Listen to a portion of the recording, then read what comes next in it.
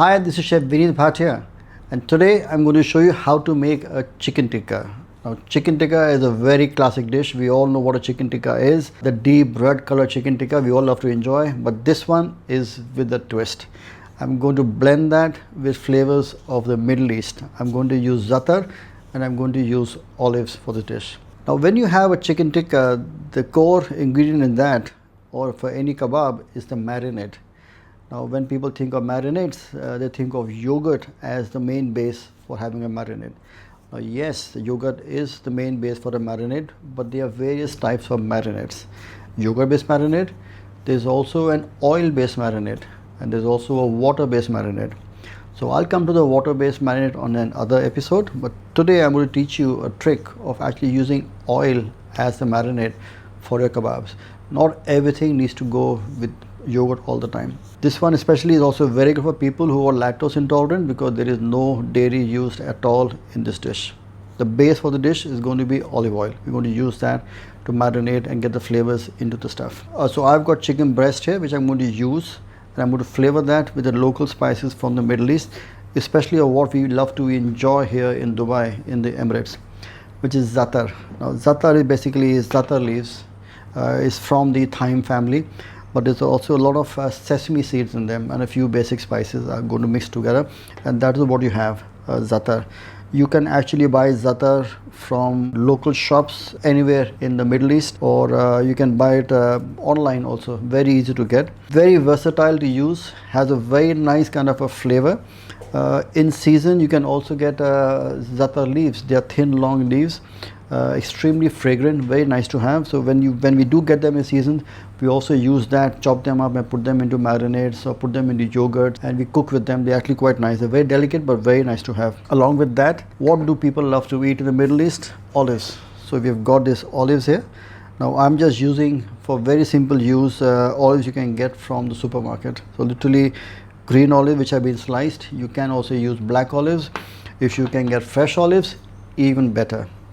But the whole idea of all these classes are to try and teach you guys at home of how you can use simple ingredients which you can source very easily locally, hopefully, and then use that into your own homes and try and cook, along with a few techniques and tips which can probably help you improve to cook in your own homes. Now, when we start marinating, especially when you have a protein like a chicken or a red meat or a piece of fish or a prawn, they are quite firm in a way. They have fiber in them, and you have to be able to impart flavors into your kebabs or into your the protein.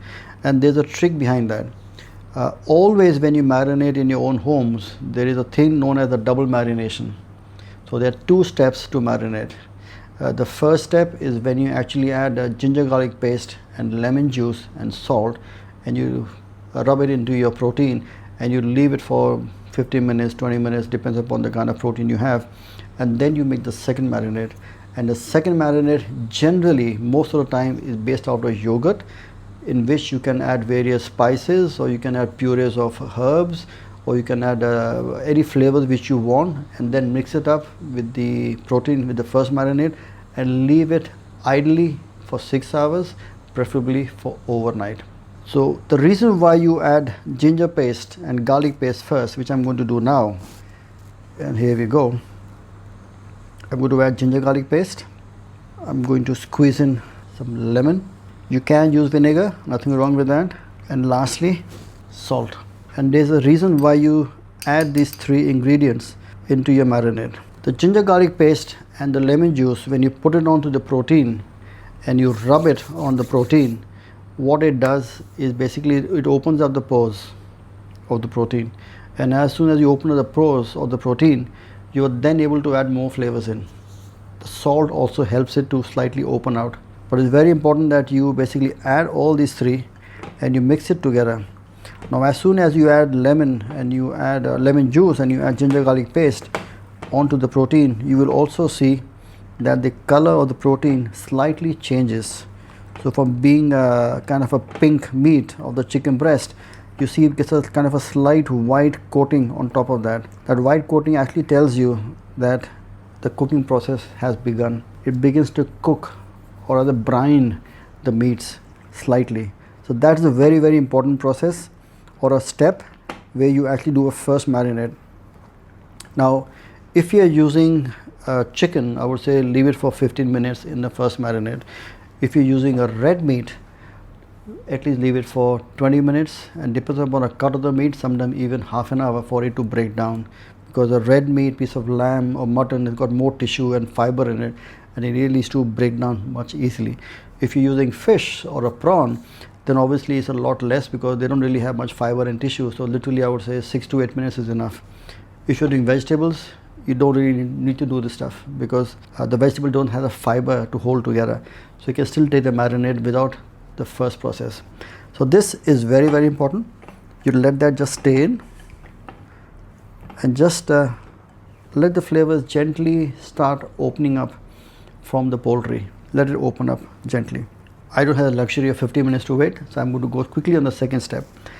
Normally for the second step, you will take a second bowl, and most of the time it is yogurt, where you add all the yogurt and you add the spices, you add the oils, you mix it all together, and you put it back in, and you put it back in the marinade, and it goes in to cook afterwards. Now we can skip the entire process purely because we are using oil. So I've got oil here, and oil mixes very easily. So I've got olive oil, and I'm going to add a generous amount of olive oil because this is the olive and zaatar chicken tikka. So I've got olive oil. Don't use extra virgin olive oil. That's a cold press. It's a first press. It's quite sharp in its way.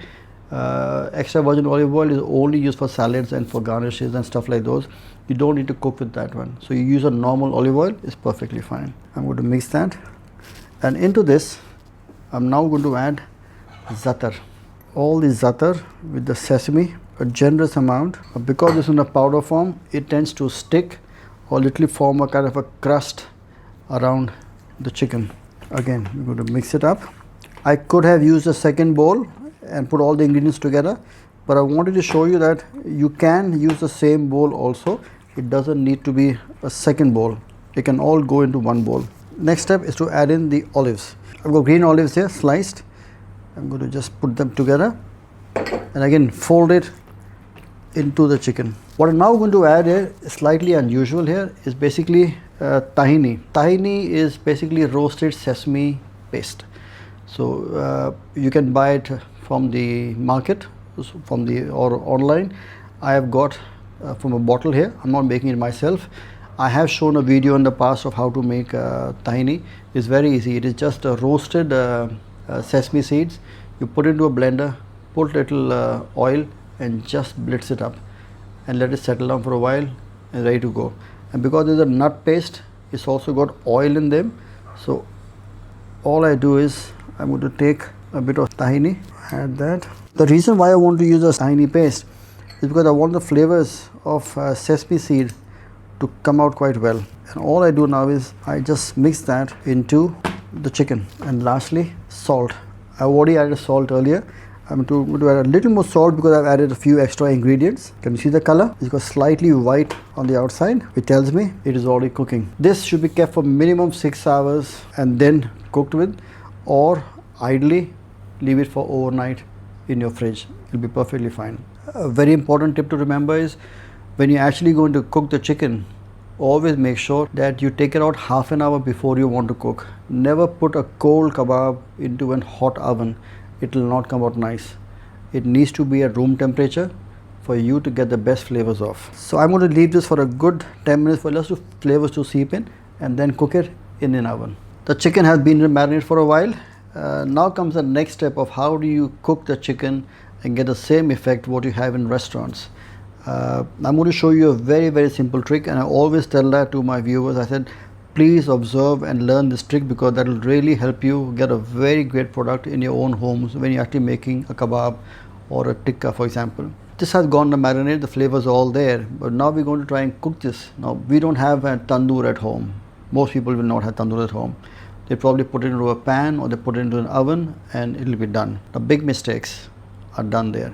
Firstly, you always take out your marinated meats at least half an hour before you cook and bring it to a room temperature. Never take a cold piece of protein or a marinade and put it straight onto a tray and put it into the oven. It doesn't work. It'll start seeping all the water out. It'll become very messy and not nice to eat. It won't really taste nice. Second thing is, how do you cook in the oven and get the effect of a tandoor? Very simple technique. You basically have a roasting tray. You line it with a paper, a silver foil. Now silver foil really helps you a lot because all the drippings fall into this. They don't really hit the roasting tray. And when the cooking is done, all you do is you take out the foil, chuck it in the bin, and the tray is nice and clean. At the same time, if there's extra marinade which goes off onto the silver foil, you can always spoon it up and put it back onto the kebab to baste the kebab to add more flavor. The next part is your wire mesh. So I've got a wire mesh which has got a slight height. You put that on top of the tray and you arrange the meats, all your proteins on top of the wire mesh, and then it goes in the oven. But the oven needs to be preheated always. Never put your kebabs in a cold oven and put the heat on. Always preheat the oven and then put the roasting tray inside. The reason why I also use a grill here is because you want the air in the oven to move around the kebabs. So from all sides, the hot air is coming in and it seals up the outside. It keeps the juices inside, keeps it nice and moist, and also gives it a very nice kind of a charred feel to the kebab of what you get in a tandoor. So if you look at a tandoor or a pit roast, you have grills, you have the charcoal or the wood fire, you add your meats and the air moving around it all the time. And that gives it a nice kind of a barbecue feel and the barbecue flavors come through. And that is the kind of effect you will have by using a grill and a roasting tray. Also, when you put your meats onto your roasting tray, make sure that they're not sticking together. Space them out. Leave a small gap between them. All the marinade which you have in the pan, I'm going to just lightly spoon that on top of the chicken. The sliced olives literally go on top. They also like a garnish. And I have a few more leftover which I will just sprinkle on top. So this is now going to go in the oven, a preheated oven at 180 degrees centigrade or 350 degrees Fahrenheit for approximately 19 to 21 minutes or till the chicken is done.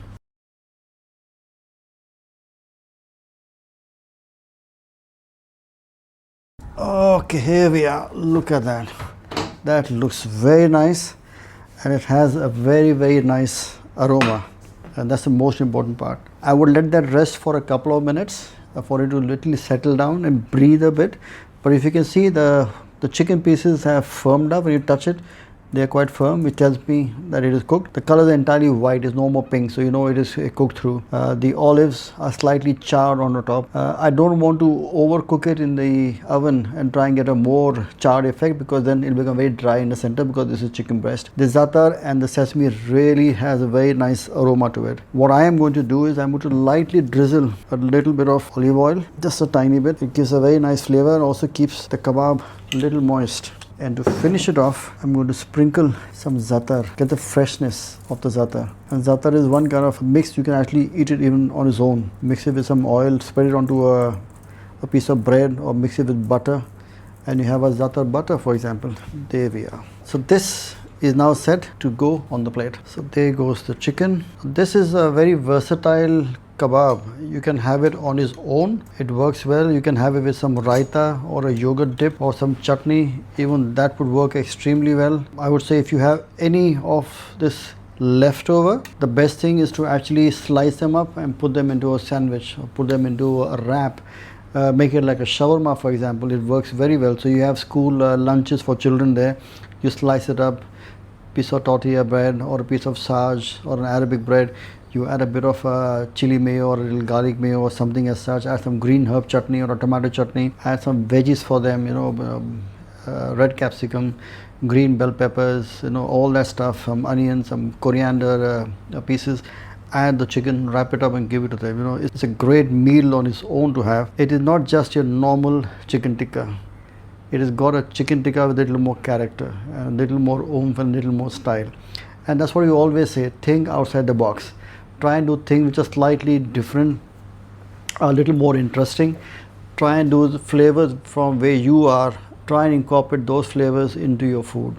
I've shown you the very simple technique of marinating and also the technique of how to cook it in the oven to get a kind of a char or a barbecue feel. Flavors are up to you, or what you want to eat and how you like to eat or your family likes to eat and what you want to enjoy with. So all I say is use the tips, use the techniques and make something which is very much yours. So do try this, make it at home. Don't forget to comment and tag me, and also keep cooking and bon appetit.